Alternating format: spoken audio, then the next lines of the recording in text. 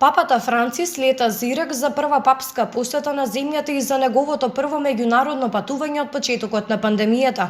4-дневното патување има за цел да ја разубеди опаѓачката христијанска заедница во Ирак и да поттигне меѓурелигиски диалог. Папата ќе се сретне со најпочитуваниот ирачки муслимански свештеник, ќе одржи молитва во Мосул и ќе слави миса на стадион. Тој инсистираше на патување и покрај новиот скок на инфекциите со COVID-19 во Ирак и загриженоста за неговата безбедност. Околу 10.000 припадници на ирачките безбедносни сили ќе бидат распоредени за да го заштитат папата, додека се воведува и деноноќниот полициски час за ограничување на ширењето на коронавирусот.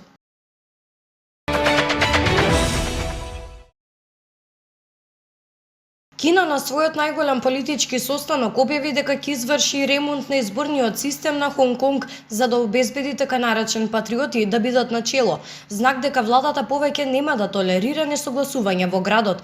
Реформата се спроведува по операцијата и засилената контрола врз Хонг Конг. Нацрт одлуката ќе се дискутира за време на Националниот народен конгрес, кој што ќе трае една недела, пренесе BBC. Илјадници пратеници се собраа на состанокот во Пекинг. Покрај одлуката за Хонг Конг, парламентот со гумени печати се очекува да разговара и да ги одобри целите на економскиот раст и политиките за животната средина од централната влада.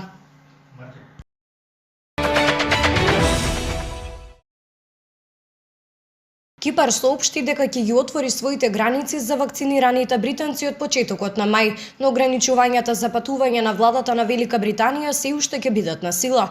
Ова доаѓа како анализа утврдена дека трошоците за сместување на море се зголемени за 35% ова лето во споредба со претходната година.